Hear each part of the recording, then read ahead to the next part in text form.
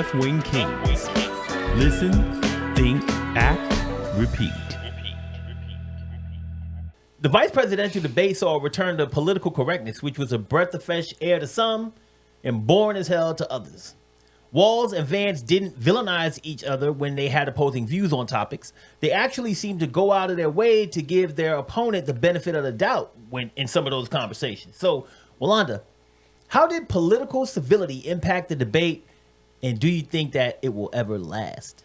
Yeah, the civility or the lack thereof, I think it shapes like your perception. Like people like me, I know everybody says they like drama, but I really don't. Not when it comes to my personal. I understand the impact of the election and how it can impact me and my life on there. So you look at the leadership and professionalism of the candidates. So respectfully, I would say J.D. Vance held himself to be very civil, you know. So you look, and so now I'm listening to his words because I'm enticed by that, by the professionalism for that. Now, whether civility will last depends on the broader political spectrum. The point is that he's aligned to someone who lacks civility. Yeah. So you got one who's civil and you got the other one who's not, and such an extremist on the other end. I don't think it's going to last just because he's tailored to that, like he's partnered with that on there. And so I think people are in a point where they're so desperate for real discourse that they want it. They want civility, but again, when you have someone who has less of a temperament, such as our former president does, I think it's going to be very difficult. I think they both of those gentlemen handled themselves very well. I think that's why everybody really listened to the policies and things that they were saying because of the professionalism.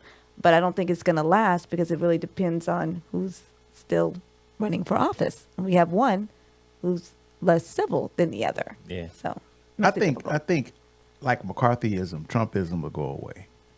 And I think this is going to be one of the telling signs. I think out of everything, most people enjoyed the fact that, damn, they just actually had an intelligent fucking conversation in front of us. Mm-hmm. Even though they had differences, it was an intelligent conversation. You know what I'm saying? And just the Trumpism effect of, well, the immaturity of where they've come to now. I think it's gonna, I think that this is gonna like surpass. I think it will with Trump going away, and I think that even probably some people know, and I can guarantee you, I've got friends that are on the right side, right wing friends, and all of them say some of the same things. We can't stand him, but he's all we got. You know what I'm saying? That's a lie. I mean, I'm just saying, but that's I know that's what they that's say. what they say. Right. But that tells me they're tired of his bullshit too. You know what I'm saying? It's just they feel captured. You know what I'm saying? I guess. So my hope is a couple of things. That one, seeing them have a civil conversation about policy and politics, tell some people like, damn, this is actually how it used to be. Because unfortunately, for the last 8 years, there's some people that voted the first time for Trump. They think this is what politics is. Yeah. You know what I'm saying? They don't know. Yeah. Right. So hopefully it brings us back to the time to where we can actually have these conversations. And along with some of the Republicans that are like Republicans for Kamala, like the Cheneys and some of the people that crossed over, we're starting to see a trend of Republican Party saying we just want our party back so we can get to that point where we can just have civil conversations and we can govern and pass policies. Because right now it's just a fucking shit show with this guy ahead, and I don't know. Yeah. And they unfortunately have to figure that out. And I think what they do is they figure out a way within to be like, let's get back to what we just had. Right. Because I mean, anything I think out of the out of this debate, that's what we took away and said, okay, man, this is how it should be. That's what it's supposed to look like. Yeah. Allows people to focus on the policy. Like nobody said. talking about eating cats and dogs and telling the Proud Boys to stand up and all this bullshit during the damn debate. You know what I'm saying? You know what I'm saying? So hopefully we get back to the civility that you're talking about, and we can govern and do the things we need to do as a country.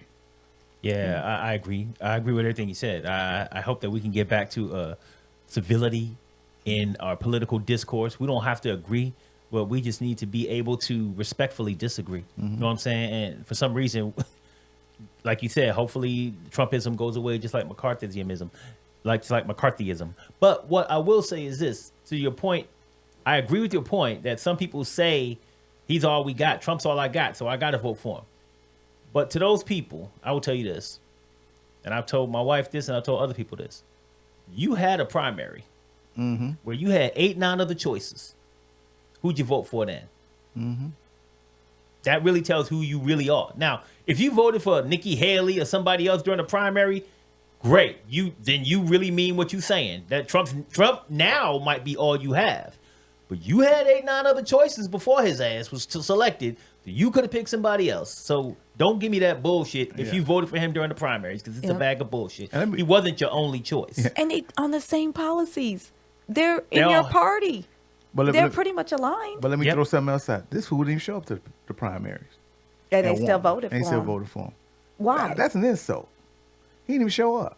That's the question. He don't know shit. He didn't want to be battling. He don't want to be on the stage with no Nikki Haley. He got exposed early in the game. You know what I'm saying? But why are the Republicans okay with that?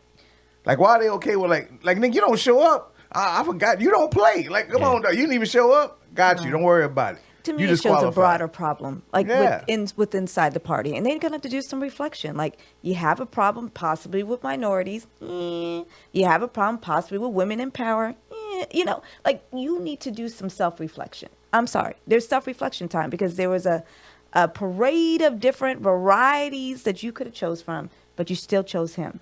And why did you choose him? Yeah, that's what they need to think about. You know how gangster it is to win something you don't even show up to it. You know what I'm saying? Could you imagine winning the gold medal at the Olympics? You don't even show up to the race.